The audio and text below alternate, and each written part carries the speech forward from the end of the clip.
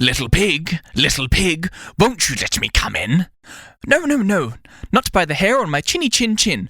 Then I'll huff, and I'll puff, and I'll blow your house in. No, Mr. Wolf, I will not let you in. We all know the story of the 3 little pigs, and Little Red Riding Hood, Jack and the Beanstalk. But what if the pig was just a human in disguise? And what if the wolf was a man with a beast within? Today we dive into the world of Grimm, and look what happens when our darkest fairy tales and nursery rhymes were true all along. This episode contains spoilers for the series Grimm, and, I guess, fairy tales, if you can call them spoilers.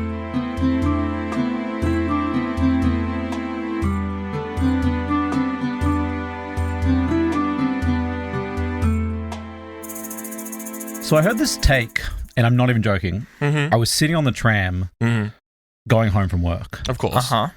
And for those who don't have trams, if you don't have public transport, it's like a train, middle of the street. Very convenient. Light rail is what it's called in some places. You know those whimsical things that sometimes the children in Victorian English like movies will run to catch up to? Yeah, basically. It's like a hard bus. You know what I mean?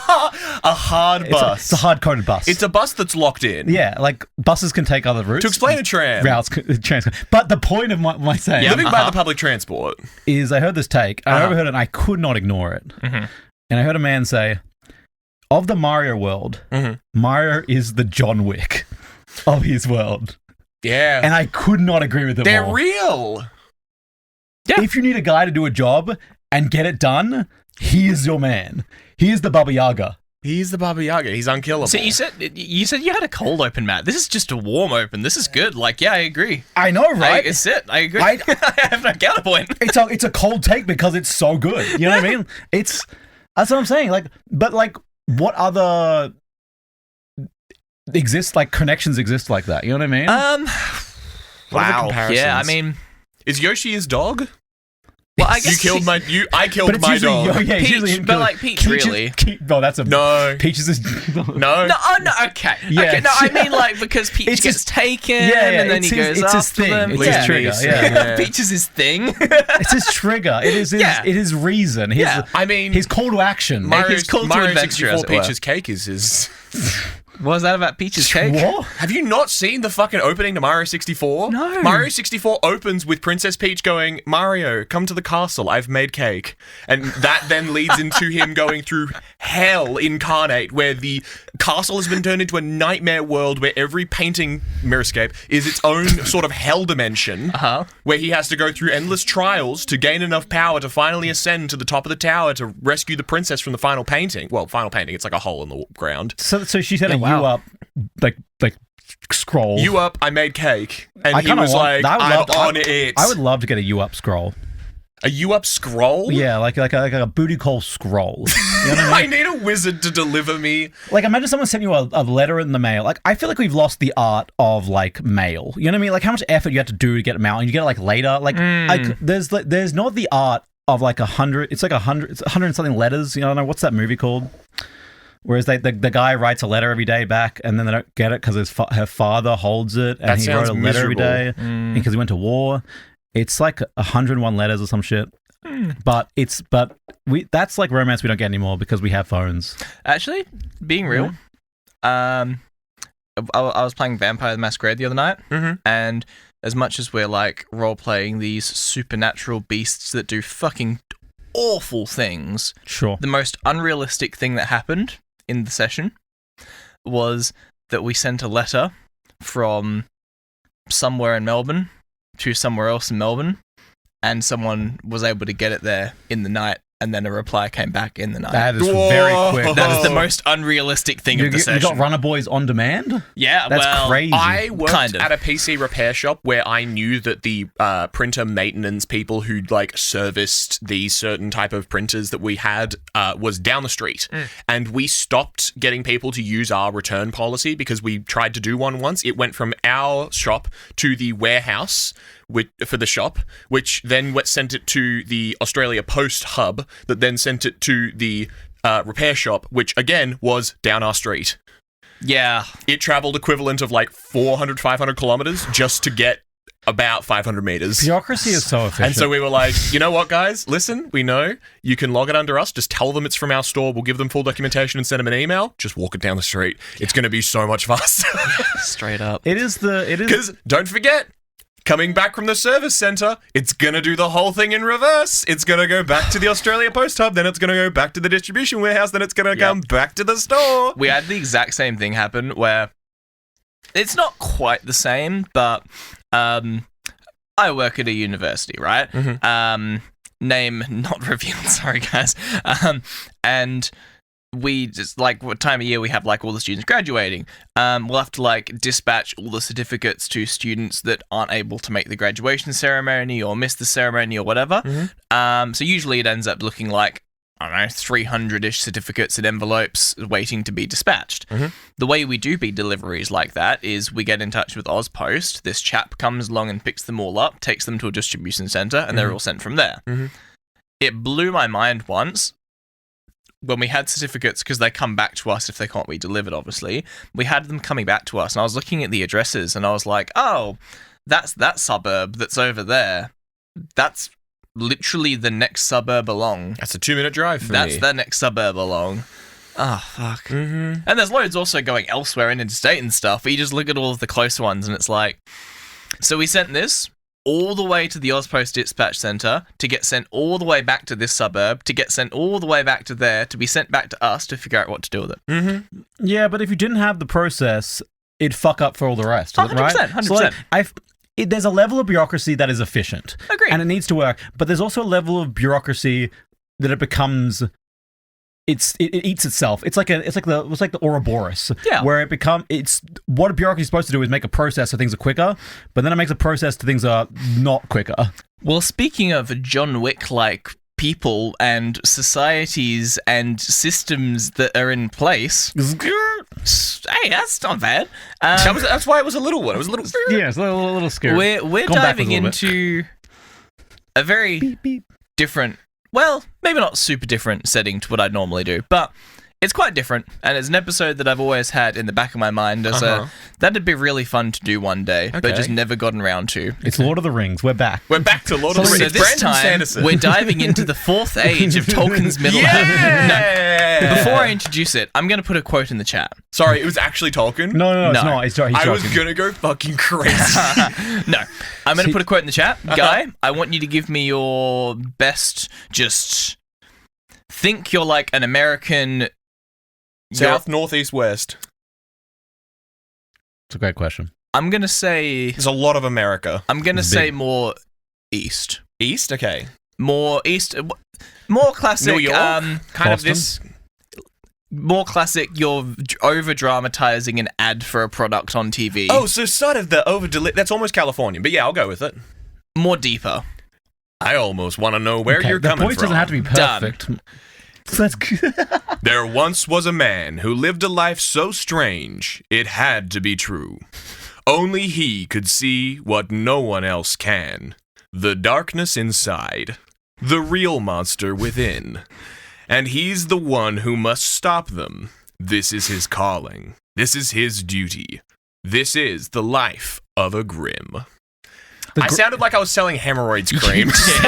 What is it? Is the Grimm the guy, the Omen from Harry Potter? He's seen the Grimm.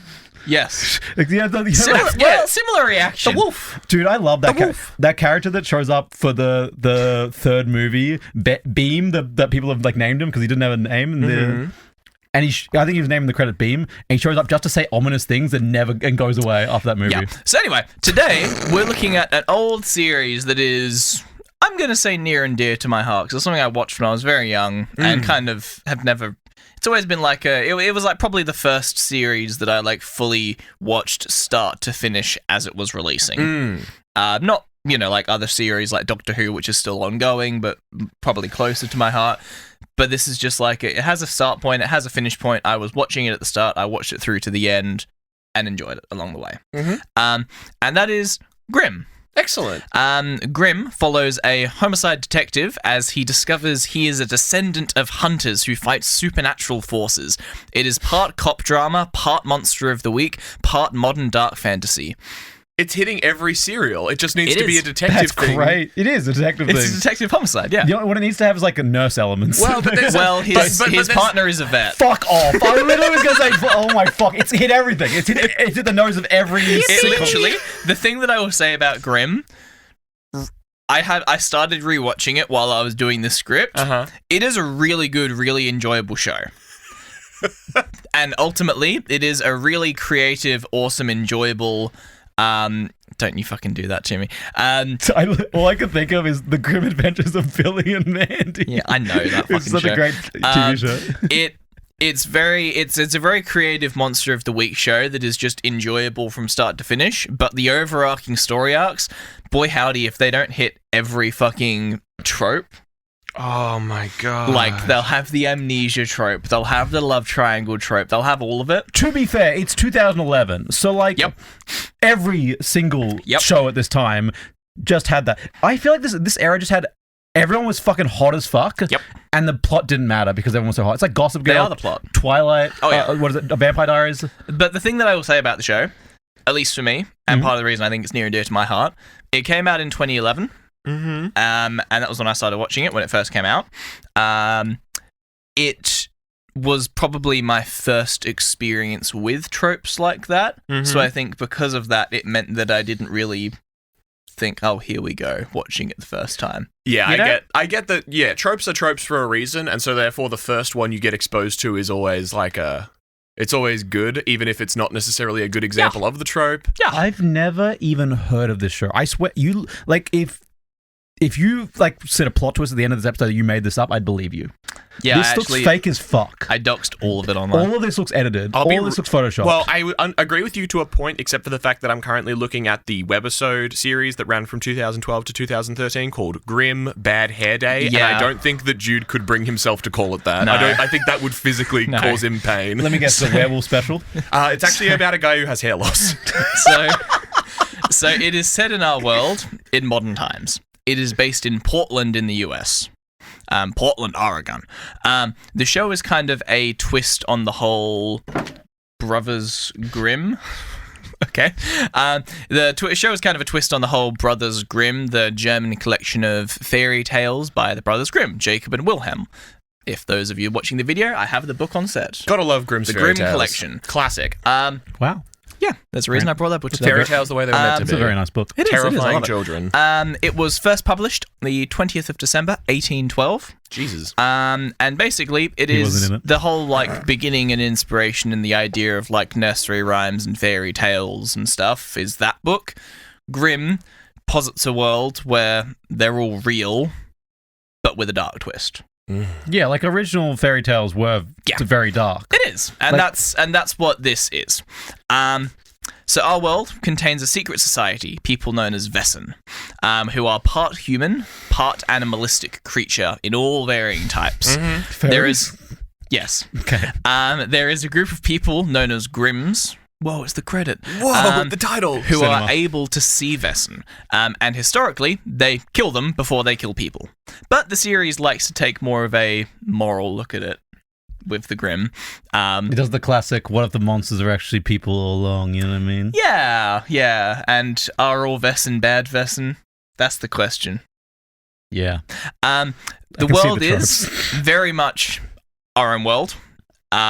Except it is all based around things that have come from Germany and specifically the Black Forest, and all of the fairy tales of the old world are very like European, Central Europe based and all come from there. And for that reason, most of what we learn them through and most of the documentation for the series is very German themed, thus Vessen and Grimm. Oh, that makes sense. Yes. So were we set in America? We are. So did they get on ships and come over? Sure did. I love Hey, Vessen are allowed to immigrate as well. it. I guess, yeah. That's funny. They all got there, came over, they did the whole yeah. Wow. Yeah. Anyway, do you want to learn about what a Vessen is? I would love to learn what a Vessen is. Is it like vessel? Being or creature, technically. It does look like our world, except one thing. It's got a blue tinge every shot. There's like a blue... Yeah, can I be honest? Most of the promo shots and trailers have a weird tinge to them. The show itself doesn't. They just put in all the promo material. It's like the Twilight tinge. Have you seen like the tinge on Twilight? It's crazy. So Twilight and Grimm are in the opposite world to Breaking Bad and any like Spanish show, feel like any Mexican sort of thing where they go below the border. In America, everything gets orange tinged, so we're above a certain threshold. As someone who's never been to America, I imagine the middle of America is normal, and as you go higher, the more blue tinge you get. So exactly, Canada is blue tinge, and Mexico is orange tinge. Yeah, everything that they're filming in Ontario right now, because that's where a lot of the productions are taking place. They got to crank the color values. That's why there's the color temperature adjustment on every camera, despite the fact that we don't need to use it. Yeah, exactly. Oh, rough. So. Into the Wesen. As said, the approximation German for being or creature is kind of the loose idea. Are the creatures visible to Grimms? They are the basis not only of all of the fairy tales that the brothers Grimm have compiled, but they're also, as we discover through the series, the foundation of many legends and folklore from other cultures, i.e. Anubis, Chupacabra, Wendigos. That makes sense. Also, probably like American folklore as well. Exactly. Well, Chupacabra. I'm so mad. I just realized how it's spelled, and I'm mad. Why is it a W? Because it's German. That's a V in German. I'm mad at Germany. Did you take German in high school? No. We took German in high school. I took Indonesian. Okay, right. Well, that's your fault. I look after my neighborhood. Oh, yeah. I forgot you didn't start at the same school. Yeah. Yeah. Well, we both took German, so... Yeah. The only thing I know is a nuck is child and a nuck is children. I hate to derail very quickly, just need to know, you mentioned that it's all very based in Black Forest German things, but then the first monster that you rip is Anubis? Exactly. Okay. So, as I said, the documentation that we learn through the Grimms comes from the Black Forest, but the idea that we discover, and the Grimms have discovered themselves, is Europe and Central Europe isn't the only place that had Wesen. Okay, cool. So when the Grimms... And as we'll kind of get to a little bit later when we get into the Grimms themselves, as they kind of discovered in their history of exploring into the wider world, they kind of discover while the Wesen in Europe gave us fairy tales like the Baba Yaga, the wolf and the Little Red Riding Hood. That's the one in my brain. Little Red Riding Hood and the three pigs and stuff like that. Wesen in Egypt gave their entire pantheon of gods. Okay, cool. Yeah, it's saying the same creatures taken differently in different ultimately cultures. Saying what happens when people in different places of the world see unexplainable creatures in part human form, and this is their interpretation. What was going on in Jerusalem? God was there. And Jesus. And Satan. Jesus was a There's Wesen. a lot of shit going on. It's a fucked up snake creature. Yeah. I think he was like a dolphin because he could walk on water. What the fuck are you on about? or he was either one of those, like, you know those spiders who can walk on water, or one of those lizards who run really fast. Yeah. So Wesen are able to see each other and be spotted by Grimms when special conditions are met, which we'll get to. However, when Grimms spot a Wesen, they also see the Grimm. They see in the Grimm's eyes this infinite darkness that allows the Wesen to be faced with a reflection of themselves, and many Wesen find this incredibly unsettling, as basically it's like suddenly looking at someone and instead of their eyes, you just see these two massive pits of blackness. Wait, when do they see this? We're getting to that. Okay. When special conditions are met. I see. You didn't tell us. I thought I missed it. No, you said special conditions. That's not telling us. That's objectively not telling us. We'll get to that next. General characteristics of Wesen. Okay. First off, so Wesen are liminal. That is, they display two states of existence within one physical body. Trust me, it makes sense. Matt's just showing images of creatures on the side, and I can just see... Physiologically, Wesen are parahuman, exhibiting two distinct sets of DNA within the same system. No. When in human form, Wesen are, by all accounts, that way, and thus can pass as human. However, certain aspects about them still set them apart from the rest of humanity. Most key being they still have the same susceptibility to poisons and toxins and like folkloric banes that would hurt them in their Vesson form. Oh, Okay. like salt and like iron and shit. And like silver to the werewolf equivalent, that sort of thing. Yeah. And if there's like particular, as we discover, if there's like particular toxins and like flowers that are meant to ward off certain creatures, it still affects them while they're in their human form. Wolfsbane. Yeah, exactly right. That's an example that we'll get to. Matt's looking at a big lizard creature. That's his Vesson form. He would look like a normal dude normally. I just can't. It's like 2011 like practical effects or CGI. It's so perfect. And it's just a man it's a man lizard wearing a suit and tie, and he has a cross. I just noticed he had like a little like cross pin on his suit. He's amazing. He's fantastic. I can't get over I it. think that there's that Doctor Who era of the practical effects and the rubber masks that's just peak. Yep. So the community... But also terrifying. It's too real. The community consists of both good and bad creatures, ranging from Blutbaden, the big bad wolf, basically, to Bauschwein, which is just a big pig, basically, to Morvedon, which is like a saber-toothed tiger creature-like thing. Individually, Vesson generally behave stereotypically in accordance with their own kind, i.e. Blutbaden being fierce and vindictive werewolf creatures, Siegbasts, these big giants, being dangerously vengeful and possessive of their gold and stuff. And on that note, Vesson are generally deeply steeped in their histories, and many follow strange customs and traditions passed down from medieval times, some of these being weird, dangerous rituals that look really weird and druidic and such to the normal human. So it kind of creates this like weird...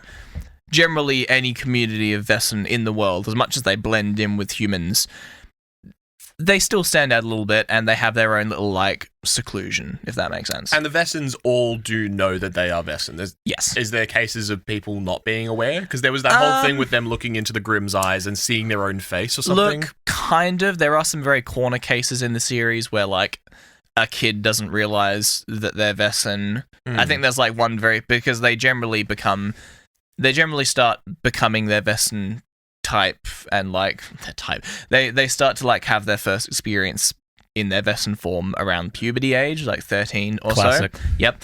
And I think there is one particular example in the series where a kid that was raised in an orphanage, so didn't know his parents, and his parents weren't there to like explain the Vesson world to him, and then suddenly he hits puberty and it's like, what the fuck, I'm a monster.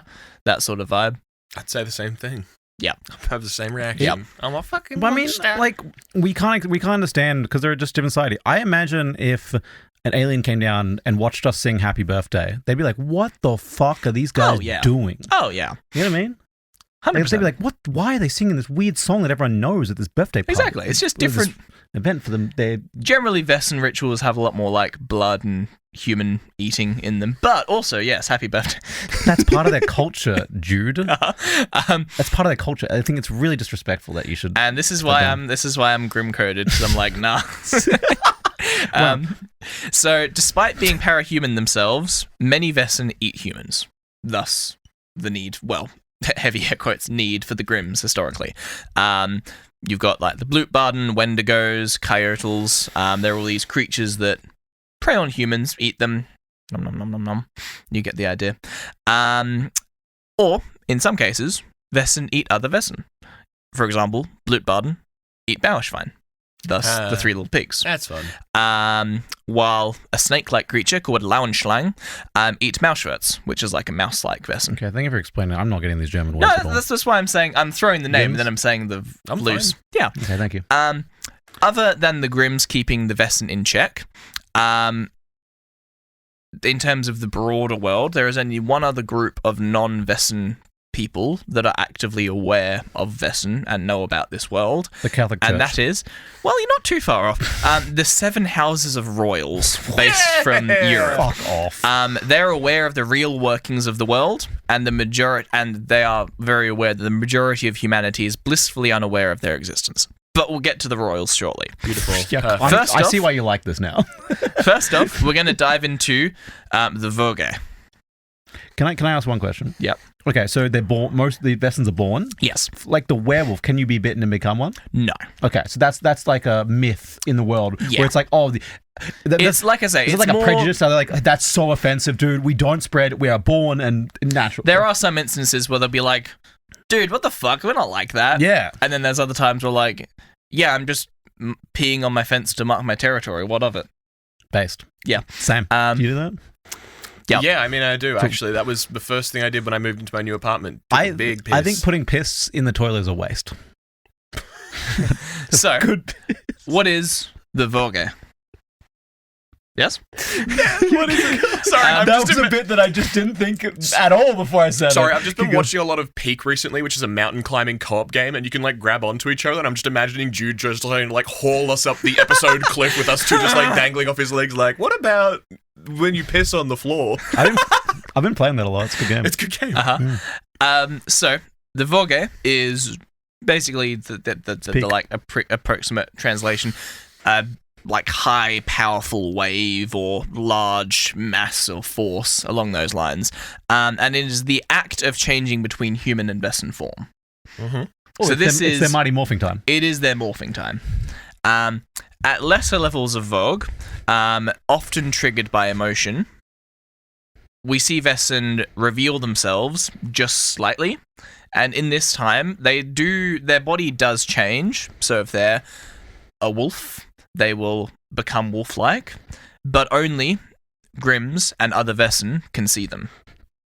Mm-hmm. Normal people would see no difference. Oh, They so just see a person like, It's like the Mist. you. Yeah. This explains road rage. Yeah. I've seen some people having their moments. Yeah. They're turning into a wolf a little bit. If you're staring at them as a human and can't see their Vesson form, you might be like, wow, they're really pulling back their lips and snarling.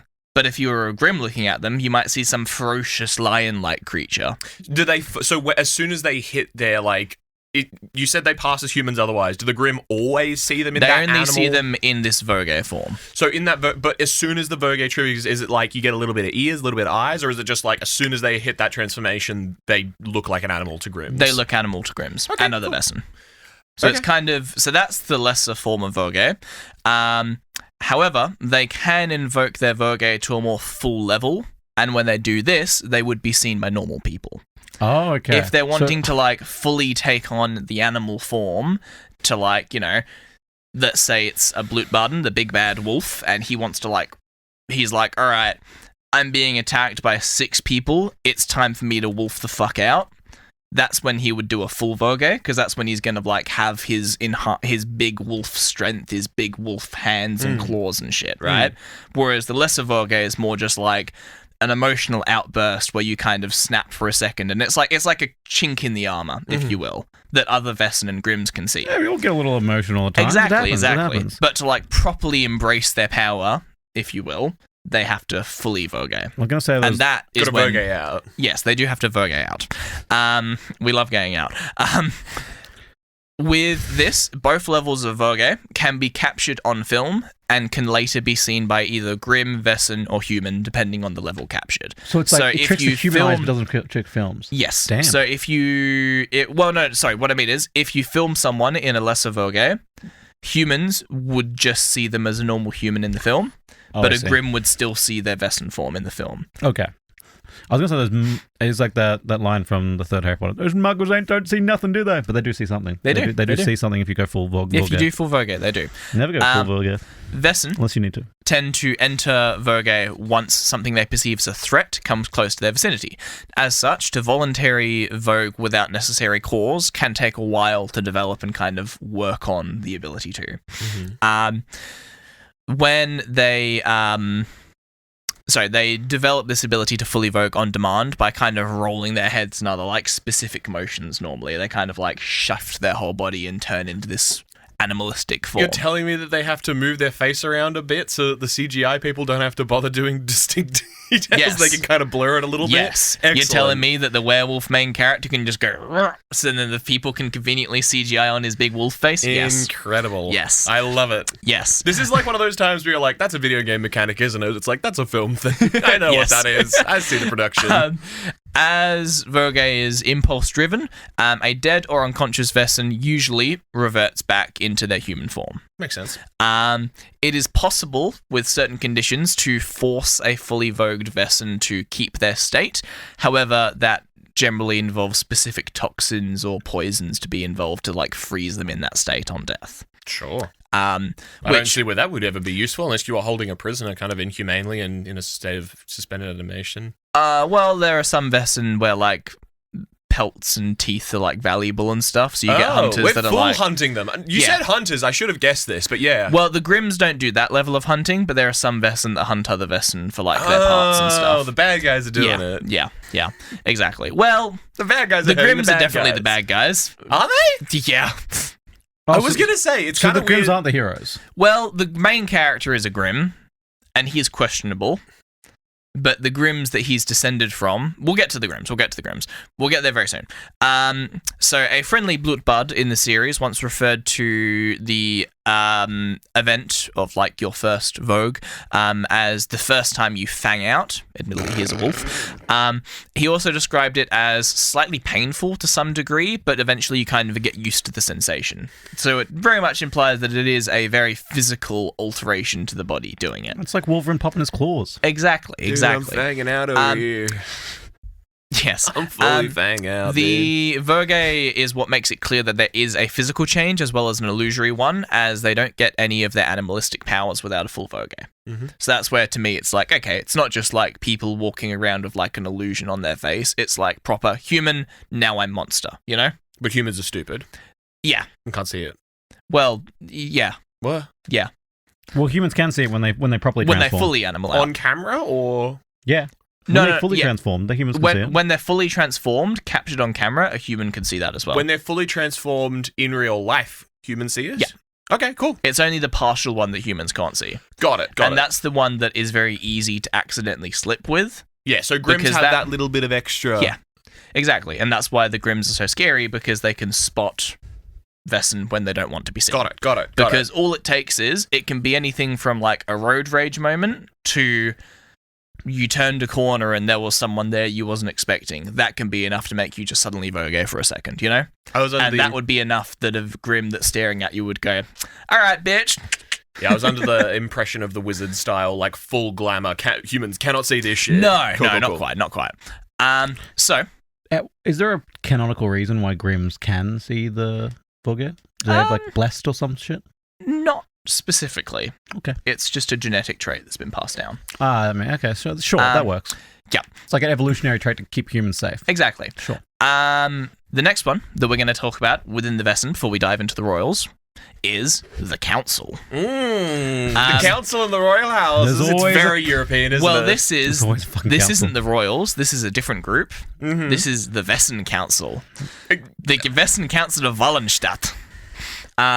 They are a group of Vesson that govern international Vesson law. The most severe law that they enforce... Yes. The WN. Yes. The Vesson. But it's based in Austria, from memory? Very different. The most severe law that they enforce is the Gestarken Erklogen Codex. Yep. I love German. Which is basically just it's kind of like the masquerade, in a sense, of the number one rule is we are hidden. We cannot reveal ourselves to normal humans. Yeah, it's the number one rule of Fight Club. Unless Don't talk we're about eating Fight them. Club. Keep it secret, boys.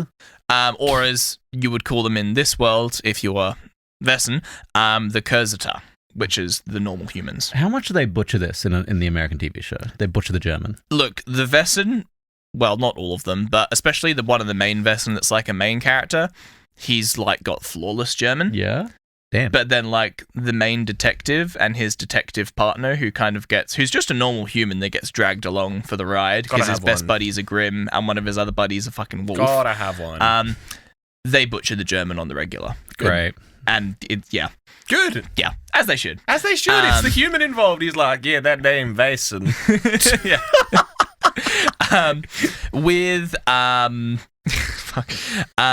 So this code is also known as the Code of Swabia, which, whatever, it's just different names of the same fucking shit, which is the most important law the Vesson have, and that is they do govern some other things, supposedly, but I'll be real, guys, it's a 6-season show without any other, well, technically some comic spin-offs and some extra episodes, but that's just limited to a series based on old fairy tales, there's not that deep lore apart from about the other laws that they govern. What? I know, shocking. What was the first TV show to do this? Because there are so many. Like, I'm thinking like Shadowhunters, Twilight Diaries. Like, what was it like Bucky the Vampire Slayer? Was anything before that? What do you mean? Do you mean Buffy the Vampire? Buffy, sorry, Bucky. A Winter Soldier takes on vampires. I would watch that this shit out of the that. absolute shit out of Dude, that'd be that. sick. He's like teased up. What if Bastian Stan just going through his metal arm and grabbing vampires? Like, I can't be fucked with this shit. Yeah. Hey, lab boys, I need this thing. What is it? Adamantium? What's the? I need an adamantium steak. What's the arm metal? Vibranium. This vibranium ain't gonna cut it. I need it silver.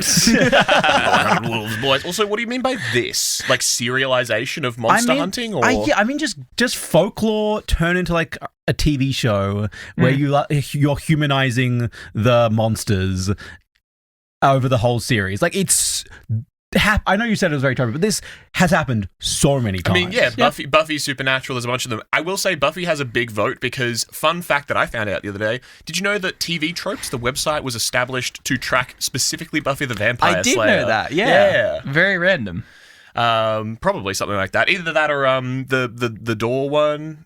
Let's step onto the other side of the something door. The I don't fucking remember what the name of the show is. Oh yeah, the Twilight Zone. Yeah, that's it. The Twilight Zone. The door show. I'm gonna get. I think the Twilight Zone was probably one of the first to do this kind of thing, but the Twilight Zone's more weird. It is. Anyway, sorry. So let's continue with the council. Who the fuck are the royal? So, the council. 1959 Twilight Zone. There's more council. So part of the lore of the council is. So as well as, like, the masquerade, keeping ourselves hidden from the humans, they cannot know about us, because, especially in the modern day and age, medieval times, Vessen, being monsters and stuff, were significantly more powerful than humans.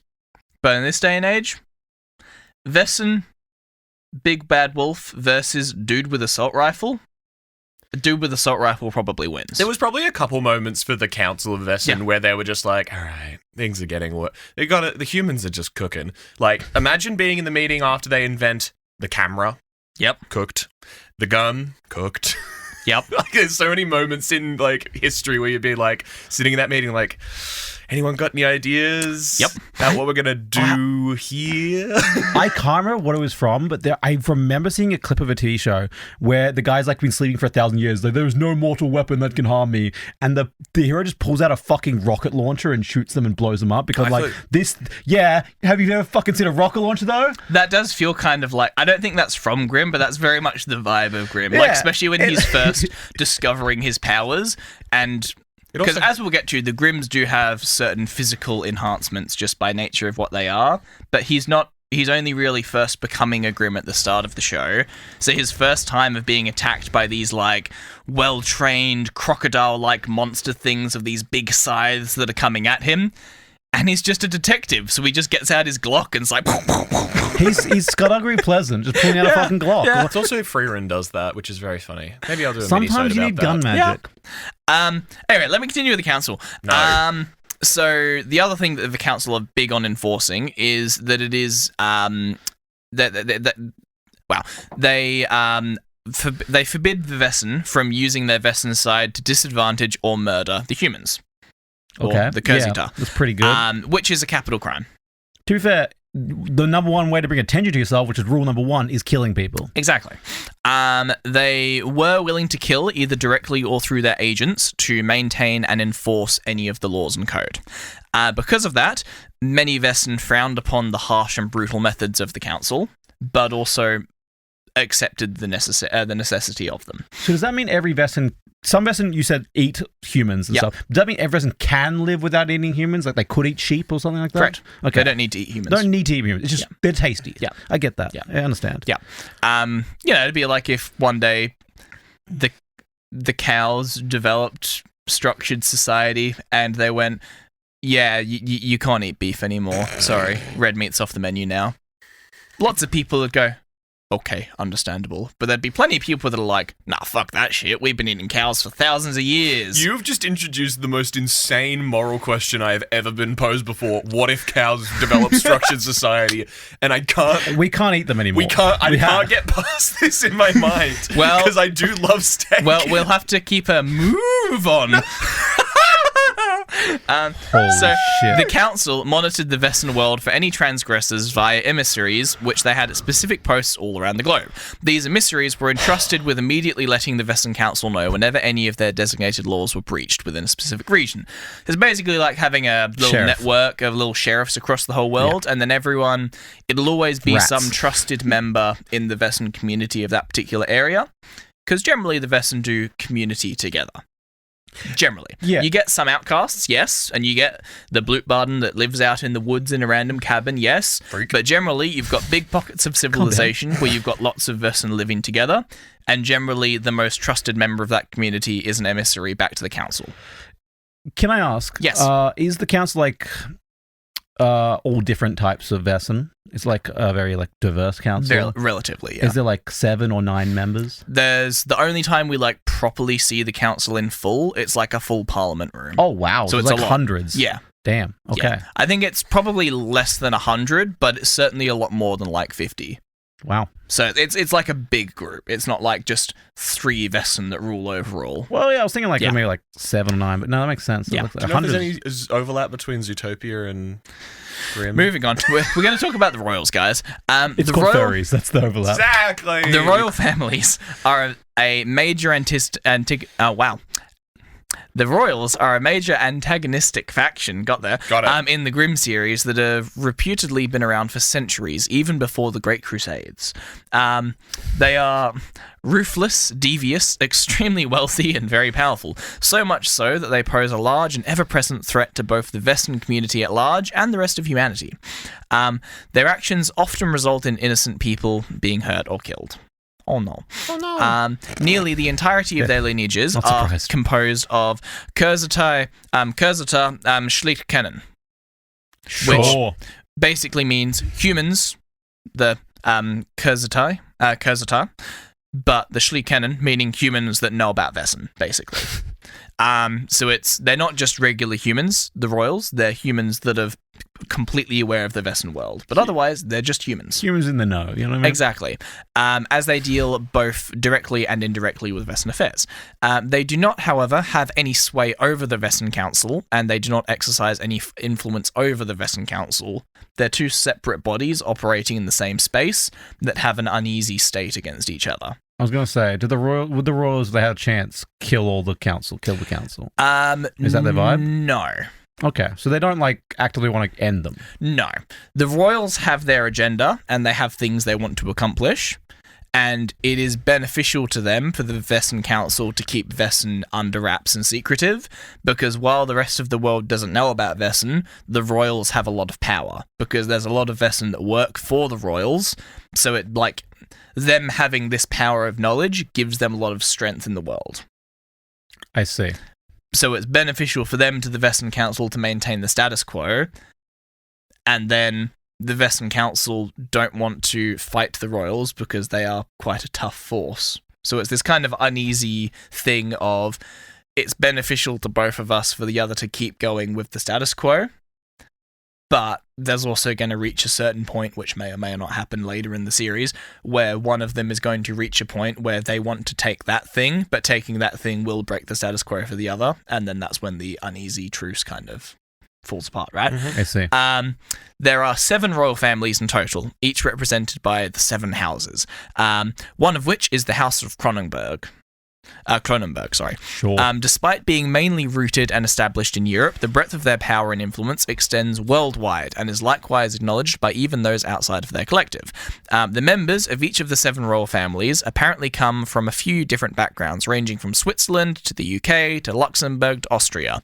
It is very old world focused in that sense. Thank you, colonialism. Yes, literally. The House of Cronenberg appears to be the dominant of the cabal, but it is still subject to the collective pressure of the other 6 families if they unify together. And Cronenberg is also the only house that we really see and explore in the show. They also make good beer. They do. I've just googled Cronenberg and it's Cronenberg Brewery. Yep. Founded in 1664 in the free imperial city of Strasbourg in the Holy Roman Empire. Yep. Owned now by Carlsberg. Mm-hmm. Incredible. Indeed. I love Germans. Oh, Cronenberg. The reason I don't know Cronenberg is because the guy who made horror movies like The Fly. Yes. So that brings us nicely into the Vrat. You keep Virat. looking at us after you say these like we should know what you mean. insane You need to words. explain the word and then look at us. No, I'm ready. I love looking at you guys. Which is Same. kind of a word for betrayal, basically. The Virat are a powerful Vessan organization founded in 1945 to serve the 7 royal houses, aiming to uphold stability and the traditional status quo within the Vessan world. They are opposed by, and this is one of the basis and like big background plot devices of the early seasons, they are opposed by the Laufa resistance movement, and the Virat enforces royal interest globally. So it's this kind of underground guerrilla war happening between the resistance and the Virat, with the royals kind of sitting in the wings controlling the Virat. That makes sense. Inspired by conspiracy theories about the German Revolution of 1918 to 1919, the show's Virat reflects historical rebels who overthrew the German Empire, formed the Weimar Republic, and signed the Treaty of Versailles to end World War I. Okay. I see. Is the idea. Formed during World War, so the actual Virat themselves being formed during World War II by royal decree, as in the royals of Vessan, not other royals in World War II time. They founded the Virat for self-preservation, and the Virat was originally composed of Vessan war veterans from both sides of the conflict. So they basically clean went around. Clean getaway. We've got basically- everyone on the war. Well, it's World War II, don't worry about it. It's not just Nazis. But we are in Germany. Oh no, they do make it very clear in the show that they recruit a lot of people from like Nazi Germany. Yeah. Listen, I know we Not the best people. Look, I know we're kind of hideous, like Maybe the fairy worst. tale monster people and stuff, and we do eat people occasionally, but we're not all Nazis. look, hear me out. Is it not a trope to go, we need to make it really clear these guys are bad guys? I know, tie them to World War II Nazis. I will be doing an episode on Temple at some point. Yep. Hey, I might be a werewolf, but I'm not a monster. You know what I mean? So since then, they've infiltrated global politics, political and law enforcement systems, and have been linked to major historical events, including the White Terror in 1936. That's basically a fascist. That's what they call me on the dance floor. That's what they call you on the beach, more like. It's true. I I'm blindingly white. I was going to say, I thought that was like a coffee thing in Carlton somewhere. Basically, it's a political. Just not get into it. Political movement in Spain. That's as far as we're going to get into it. Interesting. The It's also my nickname for Moby Dick. The rise of Hitler was all connected to the early Virat. Okay, I cool. see. And they So very do bad. in the show make Hitler a Vessan. They make him. Okay, what is he? You got? They make him a Blutbaden.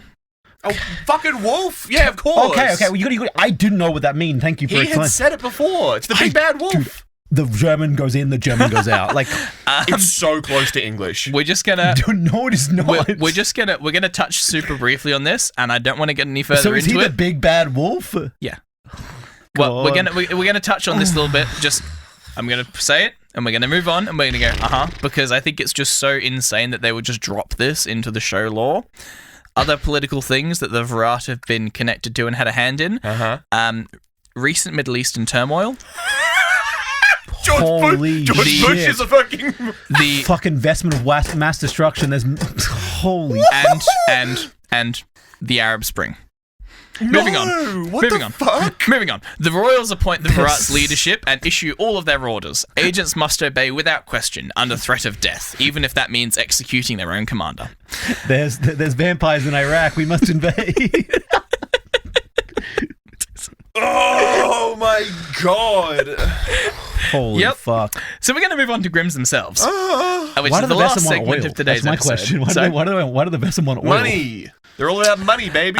Matt, can you give us a kind of intrigued but, let's say an intrigued but like slightly passionate scholar when you give us this quote? Sure. Ooh, there it is. Thank you very much.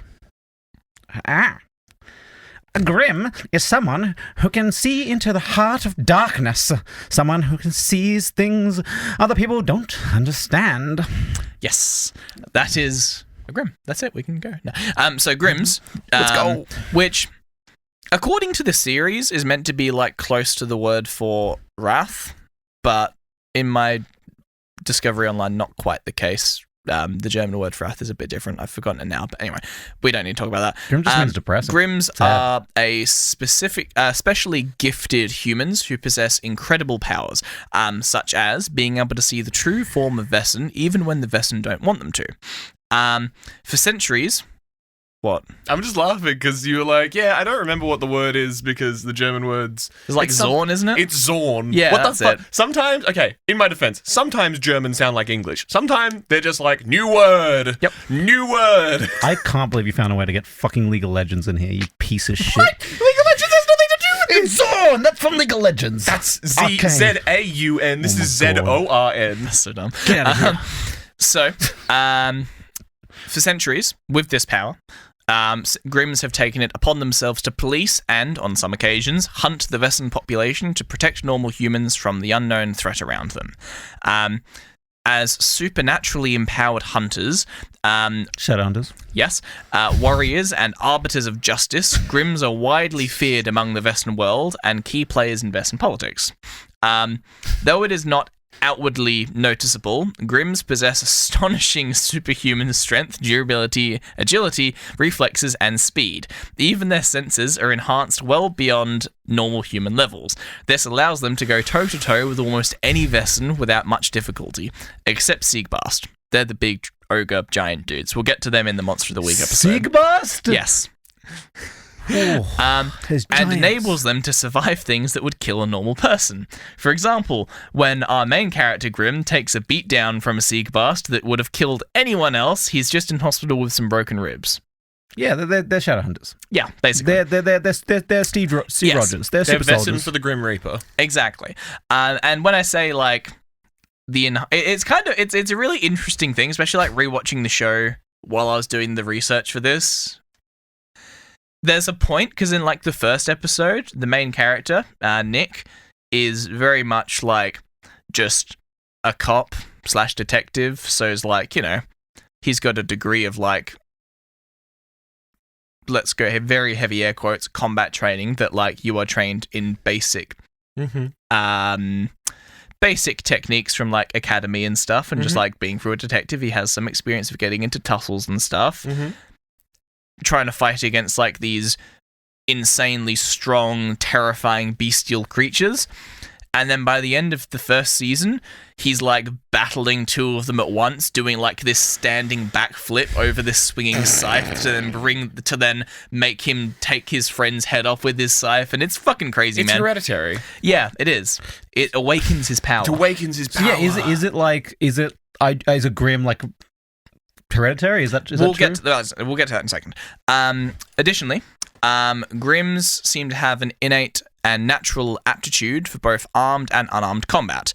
In armed combat, they show a propensity for using ancient and medieval weapons. Let's go. Of course they fucking do. They also possess incredible observational abilities and keen instincts. There also seems to be some natural aptitude in the Grimm lines for artistic talent and detailing their encounters with Let's Wesen. go. So, that all leads us to They've the ADHD. like drop-in point for our main character. His like plunge into the unknown, his call to adventure, if you will. He's just a normal guy, normal police detective. Totally normal guy.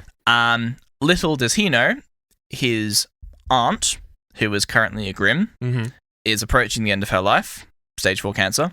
Damn. She comes to visit him in Portland. First time he's seen her in years, because she's the one that raised him, of course. Because his parents are dead, of course. Of course. Parents died in a mysterious car crash, of course. Of course. So we had to be raised by his aunt. I'm just throwing the tropes at you guys now. Holy No, I'm shit, it's all absorbing there. them. Yep. But guess who it's revealed to be still alive by the end of the first season? His aunt or his His uncle? mum. His mum. Yep. There you go. So, like I say, it's trope after trope, guys. This is like Alex Rider, I'll be honest. It's kind of weird. His aunt comes to visit him, and she brings this weird, mysterious, big trailer thing with her, and she starts saying... Where from? And she starts saying, look, you're going to start seeing some weird things. I'm going to be dead soon. This cancer's kind of destroying me. And he's like, right. And then he sees a Wesen for the first time. He sees this random woman in public who reveals herself as a creature called a hexen beast, which is basically a witch. And he sees her true form, which is like this decrepit corpse-like looking thing. Scares the shit out of him, obviously, as it would, right? And then he goes back to her and's like, what the fuck? What is going on? She's like, tells him the history of what's happening and explains the key part is your family, not everyone in the family is a Grimm at the same time. Mm-hmm. Normally, we don't get like an exact distribution, but it kind of feels like there's an amount, at least how it plays out in the show. Each bloodline has an amount of active Grimms at any one time. Mm-hmm. Because Nick's mum and aunt are both Grimms at the same time, but his Grimm powers he only becomes a Grimm and like starts to gain his underlying powers when his aunt's basically dead. Mm-hmm. So it feels very much like a strange spiritual natural thing of like there needs to be X amount in the world. Mm-hmm. It feels weird because it was trying to describe everything as very physical, very like man, and then there's just this stuff. Yeah, the Grimm stuff gets really weird. This seems very spiritual, very like blessing magic. Yeah, shit. yeah. But like honestly, I was saying, I like the idea that the myths that we created, like, kind of created the Grimm. I'm making my own fanfiction right now, but also like because I don't see really any explanation for the Grimm having their powers, but other than the monsters created myths of their own of the humans hunting them, and that created the Grimm themselves. They're the myth. Fun. They're their myths. To some extent, you're not completely wrong, because ultimately, all a Grimm is someone that for some random reason can see the Vesson and is a little bit better at fighting, right? Mm-hmm. A lot of the like fear around them is fear-mongering. Like the main character Nick, as he kind of dives into this Grimm world, he meets Vesson and they panic because all of them have got, where humans are raised on, you know, Little Red Riding Hood and all these other fairy tales, Vesson children are raised on stories of the big bad Grimm, you know? So to them, he is the fairy tale. Well, two things there. One, you said he's not just a slightly enhanced. You said he was like superhuman levels, and he could survive getting punched by a fucking ogre. Look, he's a superhuman. Okay, look, it's not a little upgrade. Also, Little Red Riding Hood does have a Grimm in it. The hunter who comes and kills the wolf. That is a hunter. This is true. So our fairy tales do have hunters or someone who kills something. This is true. So like it's not yeah, unrealistic. but to like have he's something, the hero of that story. As opposed to the Western versions he's terrifying. That's more what I'm saying. That's fair. They switched the perspective, So Grimm in Old German can mean anger. It also can mean mask or helmet or foreboding. He's been or Googling that for 10 harsh minutes. or severe. Yep. He's been translating ancient German texts. Also, back again to German, just because I heard it and it kind of passed by, I got to mention it again. Sometimes you get Germans who are like, we got to make a new word for this shit. And then sometimes you're describing, you're like, it's this like woman of the wood who casts evil spells and things. They're like, the Hexen Beast. Yep. It's like, yes, the Hex Beast. Yep. So with that in mind, he is then kind of he believes his aunt basically, and she shows him the trailer, and the trailer becomes a big centerpiece for a lot of the show, and it's basically this collection of their entire bloodline of Grimms. It's filled with ancient weapons and collected tools, collected poisons and toxins, documented things, and like all of these tomes of their entire family and other Grimms that have contributed to this basically roving library of knowledge. And that is where we kind of see that it's just seems to be a family trait that all of the Grimms, at least in Nick's family, are just good sketch artists. And he's just, we're kind of introduced quite early that he's like quite good at just sketching portraits of his partner and stuff. He's a doodler. And then some people are good at drawing, right? So which season does that trailer get burned? I think like season 4. Yeah. Nice! Yeah. Caught it! Yeah. Is it also, you keep saying trailer, do you mean like RV or do you mean like Like an actual trailer. Okay. Like it's just like a tiny trailer in There's the like back of this the car. it's this big silver trailer that's just perfect. the size of which amuses me so much because you see it from the outside and it looks really small, but then you see the inside shots and it's fucking massive and I love it. Dude, Anyway. it's got Doctor Who fucking powers. Yeah, literally. But anyway, point being, that's kind of where you see a lot of these things, and this is where we get all of the, like, this is the lens that we see the Western world through, because Nick, he's not been raised as a Grimm. Yes. He's just been living his life as a detective, and suddenly he's been dropped into this world where he's just seeing all of these monsters around him that he's realizing have always been there. He's Harry Potter. Yes, basically. And then he's every time it's one of the like really cute aspects of the show, I think. It's always a very like he'll go into a case as a detective, see some fucked up shit, go, right, this is Vesson, let me go consult the books. Then he'll go to the trailer, start doing his research, find the creature, find sketches of the creature, read all about the creature, read about some story where his ancestor decapitated it with a big axe, and then the notes they left about how you should fight it, and then he goes and brings that knowledge into the fight. Okay. Dude, that's every Witcher quest. Yeah, basically. Okay, also, but what's the fucking plan if it's just like, This is the most well-known serial killer. We know he's out there in this city. and he's like, well, that's a Grimm, so I do have to kill them. What's the fucking... What does he come back and he's just like, we won't have to worry about that guy anymore? At what point does the detective coming back and being like, we don't need to worry about that guy anymore? That is one thing. Become a thing where they're like, I think you're actually a serial killer. It's like Dexter. Exactly. Well, that's the thing. He does... He solves 0 crimes. that is one thing with him, to an extent. He tries to make... And it's kind of... The show kind of posits him as the good Grimm, in a sense where historically, and as we're going to get to in a second, Grimms have been really horrible and, like, gone from we protect people to we hunt Vesson to we terrorize Vesson and actively try to eradicate them, like, degrees throughout history. He's basically there like, I'm a cop, I'm here to serve and protect. I happen to be able to see things, but just because that person's a Vesson doesn't mean they're the guilty suspect. And it's this kind of conflict that constantly comes up in the show where they'll have someone arrested, he'll, like, go to interact with them, they're arrested, so they're emotional, they vogue, they go, you're a Grimm, you're gonna kill me, and he's like, no, I'm just here to investigate. And then trying to, like, go, if you're guilty, I'm gonna put you in jail. If you're not guilty, you're gonna go back to life. He's like, hey, hashtag not all Grimms, come on, man. Yeah, basically. How often does he murder them? Not very. That's impressive. I'm proud of them. There is... Does he put the werewolves behind silver bars? No. The only time that there is, like... There are definitely instances of murder, and, like, the first episode, the big bad wolf does get killed. Cool. But generally... I'm not saying it's like... I'm not trying to make it like a big stance Hitler of not all Hitler Grimm. dies I was in the going to first say episode? Hitler dies in the first episode. Crazy. There's other Blutbad, not just Hitler. It's not the then, is it? Okay. A big bad wolf. Well, anyway. Kind of takes away a bit of the gravitas of the title. Okay. He's the... Point being, he generally only kills them when there's no other option, because they're going to kill him or his, like... If they're, like, actively in the process of ripping a human apart with their claws, He's in the European he's going to shoot police. them. Oh no, he's American. Yeah, he's an American police officer at the end of the day, right? Oof. Also, his partner is a lot more trigger happy than he is, which is so fucking funny. Like, sorry, his cop partner. Oh my Like, god! there's- I thought you were just saying his the veterinarian. Oh, she actually is as well. Holy fuck! Remember I told you he gets beat down by a big ogre? Uh-huh. Who do you think gets the ogre out of their house? God damn. His partner. Just that's so fucking So funny. we're going to talk about the Enditsation. Sure. They are the worst of the worst. They are a sect of merciless, intolerant Grimms, devoid of any compassion whatsoever. It is said that they would roam the countryside, mercilessly killing Vesson men, women, children, and even the pets. Tut tut.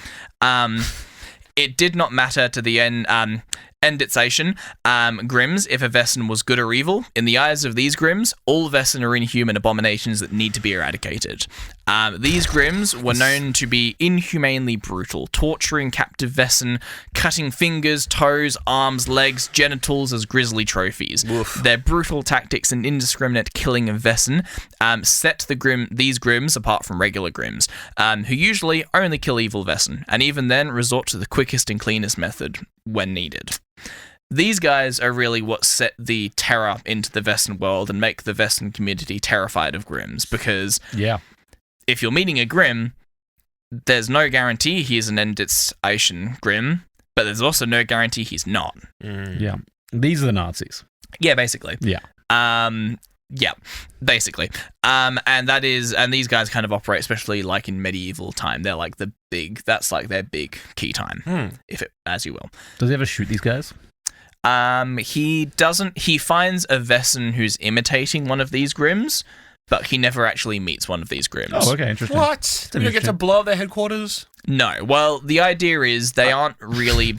It's believed that they don't exist in the modern age anymore, Good, and that good, they were good. just a medieval to Renaissance era thing. Oh, So they that's were very tied into like witch hunt and like witch terror. I that actually love kind the of- idea that they don't exist anymore because that's like Yeah. a whole. The myth still exists and people are so terrible. It's such a scary thing that doesn't actually. I actually love that. Yeah, exactly. And that's the thing. Like, one of them supposedly appears as like a Vesson that Nick's trying to, he's trying to like find.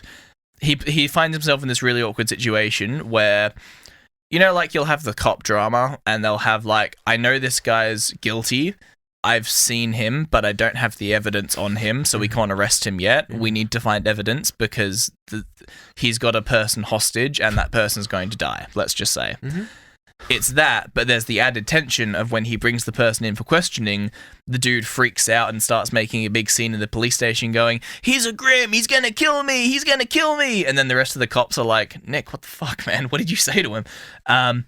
And That was then the scary guy. the dude turns out dead the next day with all of these like Whoa, good. Nick. brands like burned into him. Nick, what did and you then do? all of his Vesson buddies are ringing him like, why is there the mark of the Grimms burnt into this guy's flesh? What the fuck did you do? And he's like, I have no idea. Anyway, Yeah. So when did his cop friends be like take him aside and say, okay, so we're gonna have to arrest you? It's At very some Dexter point. as well. Yeah. he does. Yeah. I'd also appreciate like Which season? you can imagine snapping back to like medieval times when that more brutal sort of regime was around, killing the Grimms and things, and the hereditary Grimms just like, I'm gonna get you to the like Vesson, evil Vesson. Yeah, I'm gonna get you. Don't know why. You know, they're like facing off, like modern day snap forward, like Grimm as a cop, just like, you're not up to anything, are you? Grimm's just like, man, I just gotta get to work. I got tax season coming up. I got some books to put away. Literally. We literally saw Lizard Boy in a suit and tie. He's got a 9 to 5. I do not have time And that's the for thing, like, this. you have to bear in mind, it is the exact, basically it posits the situation that Vesson are just the exact same as humans, where 99% of the population are just regular old people doing their thing, living their life. Having a little bit of family tradition, but you know, otherwise normal. And then there's a few that are terrifying and want to kill people. I think we should go back Which is to the our same blood humans. cults in the forest. I think life would be more simple. I agree. Bring back the medieval time. So Well, we're not gonna most of just medieval time, we're just gonna the blood cult. shotgun. We're gonna shotgun blast through the like history of the Grimms because it's pretty short. Like I say, it's a small TV show with not a lot of like greater lore written about it, but there's some hints of their history through the show that I think is really interesting. And hey, it'd be cool to see a historical spin-off of this show. But anyway, Timeline me, dog. so Like they did like 16 spin-offs of Vampire Diaries. yeah, right. So originally, the Decapitar were the earliest known Grimms. They were active in the 1st century AD. All of these Grimms were descended from this original group of people. It's theorized that there was originally one singular Grimm, and it went from there, but who knows? The Grimm. Yeah, the Grim Reaper. For this like first chunk of time, first few like 100 to 1,000 years, they're just doing their thing. Murdering. They murder Vesson, they protect people, they develop, and they continue learning and researching. And then the first big thing that happens when the royal family start to become a powerful force around the time of Crusades in Europe. And then during the 4th Crusade in particular, the royals basically control the entire 4th Crusade is the positive theory in the show. To go attack the vampires in the Holy Land. Yes. They want to go and take the Holy Land because they're searching for a particular relic. Is it the fucking Holy Grail? Kind of. It all comes back to the Holy Grail with me. Dude, Jesus Christ was the first Grimm. I that's my canon of this thing. Look, and during this crusade, they wanted to take with them an army of Vesson.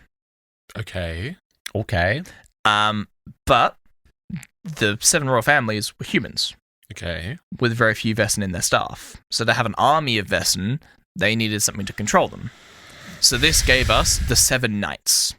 The 7 knights were Grimms in service to the 7 houses, and they were basically the knights that kept all of the Vesson in the army in line. Okay, thank God. I thought we were going to slavery. I was scared. No. I was so scared. They were just there as like drill sergeants / generals to basically be at the head of this army of Vesson to keep them in line with each other. Do we have the Vesson of the Round Table? Well, the Grimms of the Round Table, if anything. Oh, are they the Grimms? Vesson. No, the Grimms. So they 7 The Grimms. Grimms are the 7 leaders, and then the rest of the armies are all Vesson. why would the Vesson listen to a Grimm? Because they're scared of them. They're scared I of them. guess So that's- it is. that's I was going to say it's kind of roundabout slavery. Yeah, it's a weird structure of an army. It's You know? enforced working. That's very standard army for them to be scared and have a scared kind of respect for the general and sergeants. It's not a very well run army. So, anyway, We'll be we'll get into terrified. that. And this army participated in the sack of Constantinople. Oh, Constantinople. Anyway, Istanbul, Constantinople. these knights, not Turkey. These knights, so they were needed to. I already said that bit about them. Needed The to keep Ottoman the Western line. However, the knights brought back a treasure from Constantinople so powerful that they feared it coming into the possession of their masters. Basically, yeah. Yeah. And they hid the treasure from the royals, and they created a map in 7 parts. Fuck off. They put the treasure inside this chest with 7 keys, and the maps were attached to the 7 keys. Basically, this engraving that you could like take an ink pressing of to create the whole map. and each Perfect. Grimm And they took, buried it. Each Grimm took their part. Exactly. Each of these 7 Grimms To took the 7 keys. continents? It kind of ends up being that way. To the 7 states of America.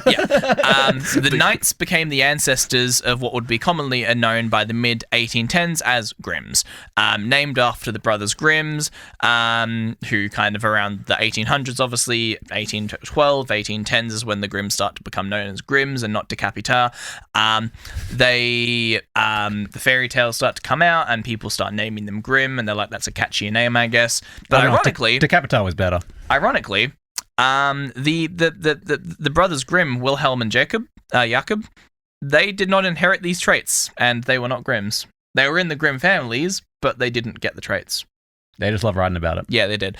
So that's why they instead focused their efforts to collecting and recording the mythologies of the world, because they were like, well, Did they get in our big families- shit when they published their book? no. Why not? Rule number 1 is keep the shit secret. They released not it as Western. fairy tales. The and they're not Western Council don't control Grimms. Yeah, but surely they'd be like, hey, fuckers. What They the want to fuck with. They don't want to fuck with the Grimms. But these guys aren't proper Grimm. Do they get in trouble with the Grimms, though? Yeah, surely. Because even do the Grimms not want to keep it secret? The Grimms want No, well, because they're cautionary tales at the end of the day. They're not saying, like, they're creating fairy tales. They're not saying this is the historical account of They're the being world. published as fairy tales. I guess, yeah. And ultimately, the Grimm's like, yeah, it's a cautionary tale, you know?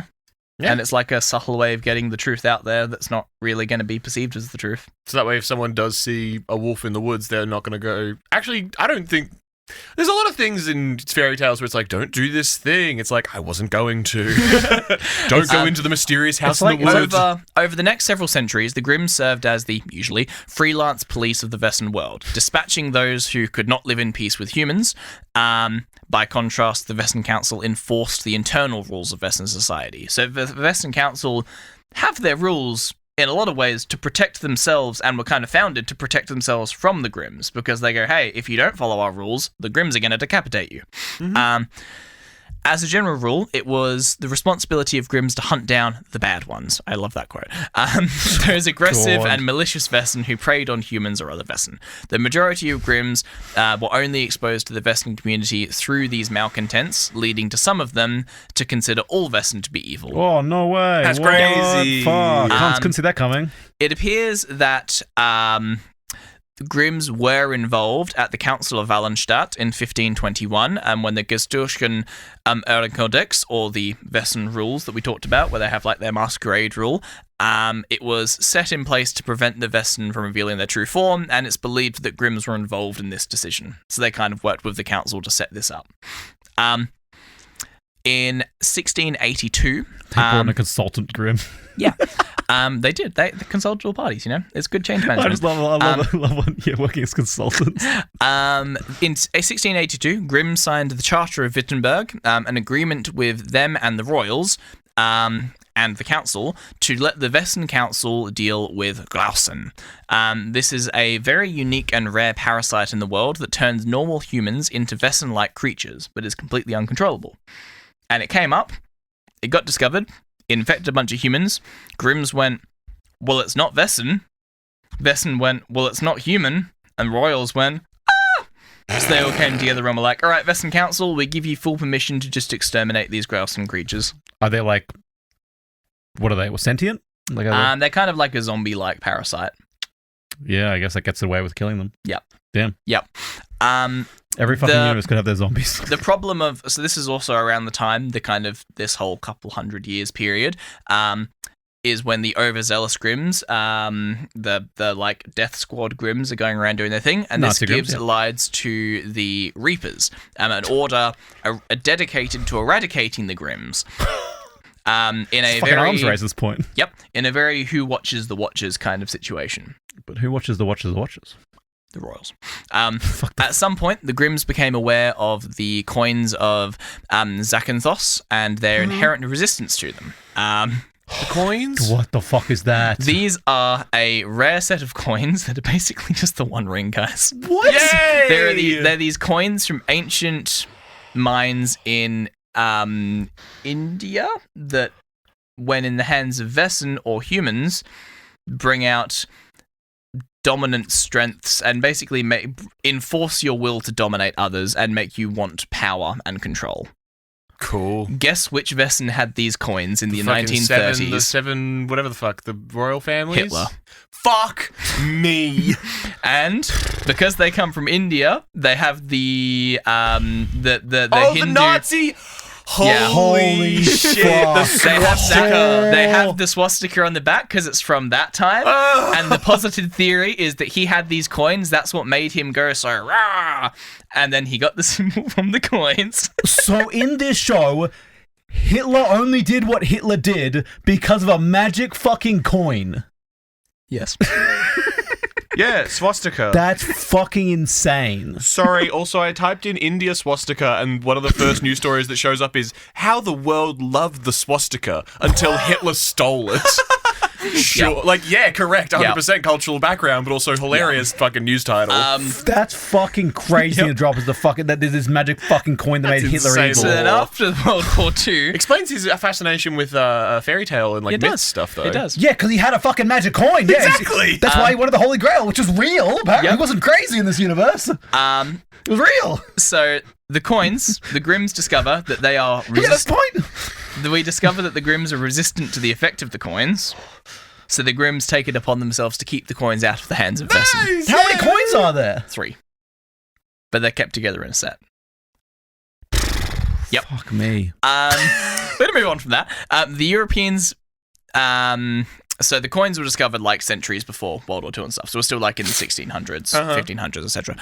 When Europeans began to move over to the Americas, the New World en masse, Grimms were present very early on in one of the first boats to go out there, wanting to investigate, document, and defend against whatever the New World had to show. And that is, looking at the Grimm diaries, the first time that the Grimms start to discover, hey, there are Vessen-like creatures all over the world, and they've given rise to all these things, because they start to run into creatures like coyotals, wendigos, chupacabra, all these different creatures that have given rise to, I mean, skinwalkers just all Vessen, really, let's be honest. That's true. They kind of give rise to all of these different bits of folklore and all these different cultures around the world, and the Grimms are just going out there and discovering it, and that's when they... Yeah, anyway. You telling me the bunyips are Vessen? Yes. Fucking Yes, it drop is. air? Yes, it would be. By the 21st century, Grimms were feared almost without exception by the entire Vessen community.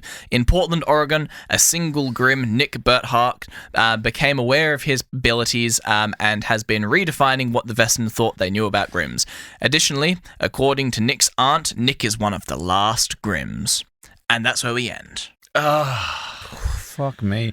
Also, you saying the Grimm diaries nearly broke me. I know. Dude. I saw it in your face. Dude, holy fuck. So next episode, we're going to go into a Monster of the Week style, and I'm going to throw some Vessen at you, and we're just going to enjoy them. I love them. But yeah, that's the world of Grimm, guys. Fucking insane, Grim dude. state of affairs. It is a grim state of affairs. Fuck me. Dude, do you think Hitler shot himself with a silver bullet? Shut the fuck up. Yes, obviously that's how the law works, but also shut the Yeah, there's this awesome. So in the episode that he gets the coins, because obviously the main character gets the coins in his possession at some point.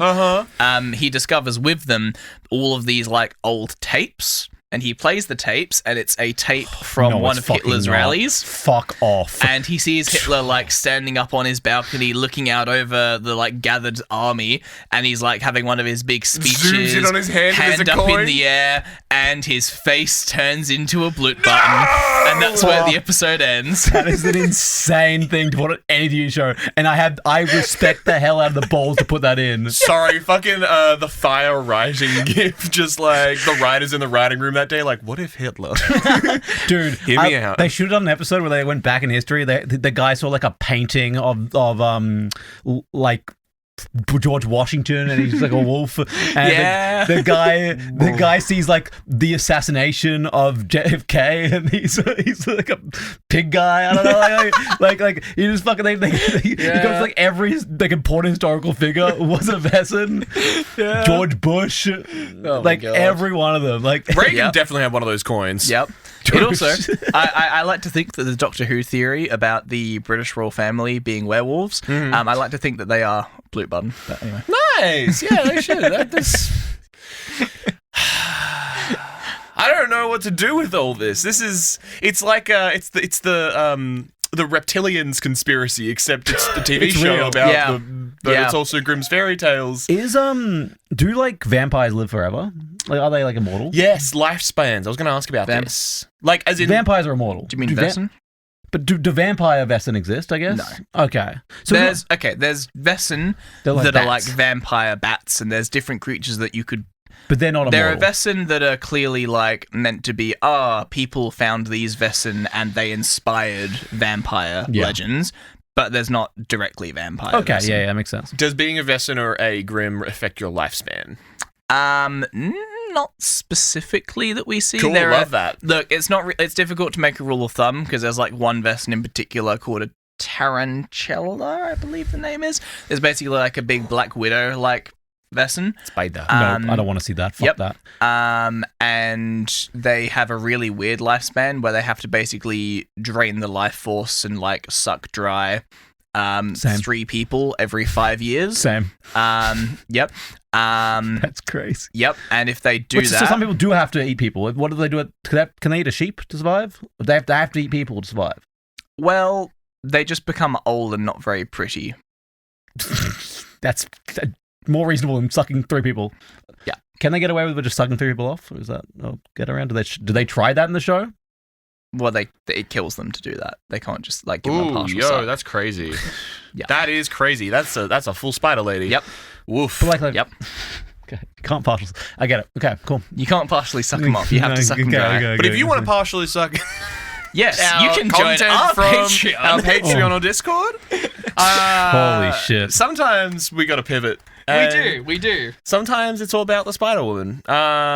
That's Spider Ussy. Okay, God. Well, we're getting While on. this is loading, is there real magic? So there were witches. Do the witches cast magic? Or they, There's like, not- No, they potions? cast Hexen. They don't. We don't see like. I'm out here, Hexen. It's very much like classic Green Hag style witches in terms of potions and brews that do magical fucking shit, but it's not like she walked into a room and casts a rune that sends a fireball. You know, it's not like that. It's a lot more kind of druidic, herbally based They're magic. actually just really good at herbs. They're just Yeah, basically. They herb the fuck out. Yeah, Yeah, they I know are. where you're going They'll with herb this. the fuck out. They herb the fuck out. And yeah, so Speaking and of some people who are herb the fuck out, thank you so much to our Patreons and our dedicated lore keepers. Our high lore keepers, a Chunky Monkey and Josh from Maine. Let's go. They're definitely herb the fuck out. So, thank you much to our prestige lore keepers, American Recluse, Blitz Bandit, Bong the Bard, Metalhead Swifty, and that's all of them. And thank you much to our novice lore keepers. I always get tripped up on that one. Thank you much to our novice lore keepers, Brianna, Dan Doves, Hooligan, Jacob from Norway, Josh 2, Ledor, Leon, Loading Name, Luke Nukem, Miss Cypunk, and it's changed again, Ruth IRA, no longer the Pope. no longer the every Pitts- week with Pittsburgh this. Pope. Yeah, no longer the Maybe Pittsburgh Pope. this person's just trying to like plot when we do episodes is because they'll crazy. know that their name is a certain name on That's- different weeks. yeah. That would actually be really cunning, so they can see which episodes we record together. They're getting secrets. They're getting the secrets. They're getting all sorts of secrets. Yes. But Yeah, and you can come on Patreon today, patreon.com/limbylore, where you have access to scripts, mini-sodes where we talk about lore tidbits that don't make a full episode, and also, if you're high enough tier, you get to request an episode we will do for you. Yes. And you get to support our show and keep us honest, keep us doing what we're doing. But if you want to support us in a different way that isn't money, then feel free to just give us a little bit of a rating or tell your friends about us. Enjoy a little watch party with the friends, or keep it secret and hidden away until one of them desperately asks what you're listening to as you're chuckling on your job, which is a far more realistic situation given our viewer base. Or join our Discord. Or join our Discord and you get to hang out with people who are already listening to the podcast. You don't have to have the awkward reveal of figuring out whether or not someone wants to listen to an hour and a half of dense information about a show that you're not going to watch. Incredible. But if you enjoyed the podcast today, then you could leave a little rating for us. And the number of stars you give us are the number of... God damn, I've got nothing. Someone save me. The number of Vesson Knights you have. Ooh, the number of... Vesson friends. You know? The number of evil Hitler coins that you keep safe from the rest of humanity. Your sacrifice will not be forgotten. The number of stars you give us... You've just created 2 more Hitler coins. Yes. The number of stars you give us is the number of Grimms in your service. Excellent. I don't want Grimms in my service. Wasn't there 7 coins originally? The number of stars you give us is the number of hours you can go back so you can forget that Hitler is a werewolf. I don't want that information. Oh, god damn. You're thinking of the 7 keys. That's the one I'm thinking of. Fucking keys to the kingdom? Yeah. It's Holy keys shit. and Oh, coins. yeah, and that's right. And Nick's aunt gives him one of the keys when she tells him he's a Grimm. What the fuck? Is it like a big rusty? I love it. I love classic key mysteries. Anyway, Fuck thank that. you. We love it. She's so mad. And as the Grimm strides out from behind the hallway, double bearded axe in hand, and decapitates your head from your shoulders, say goodnight. And as you awaken once again, woken as a Vesson slave, now having to, be evil for the evil monsters of the underworld that you didn't know existed, you say, good morning? As you look back at the historical tapes and you slowly break down after every historical figure is a wolf in disguise, sheep's clothing, or a reptilian man, and you say, "Sayonara, Grimm." Sayonara, Grimm. Sayonara, Grimm. I've Yeah, had you enough. see why I like this has been a series that I've wanted to because I just know it's utterly unhinged and cooked, Dense. but very amusing. I wanted to do it for a while, but I've just never had the right time to do it. I like And a then lot was of you know the what? series that gesture at having lore, but they're like the 7 families, the keys, the thing, and you're like, what is any of that? Where did they come from? They're like, It's Fourth Crusades. Oh. Yeah, I feel like it was pretty solid. We're understanding the shit, and then we fucking went straight to 100. No quick fast with that Hitler shit. Hitler Wolf. It is definitely one of those things where someone had a very clear idea of how they wanted to interpret the fairy tales, and then they got greenlit past the pilot and went, just sprinkle some hints in there. Just throw some shit at it. Just get it done. That'll be fine. Hitler Wolf. Yeah, they also that I didn't want to say it in the episode because it was just gonna derail us even more at where we're at. But the Holy Grail that they find, it's this stick that heals people, and it's part of this. It's not even a cup. And it's part of this superpower staff of Satan, basically. Wasn't the whole point that it called the blood of Jesus? You did not just tell me there's a fucking staff of Satan. Anyway, Fuck you. Thank you for listening to Living by the Law. If you enjoyed our podcast, please leave a review, tell your friends, and if you're feeling extra generous, become an official lawkeeper by joining our Patreon today. Follow us on TikTok, YouTube, Instagram, and Facebook at Living by the Law. All links are in the description, and thank you in advance. We have been, and always will be, living by the law. Thank you for your company, and good night.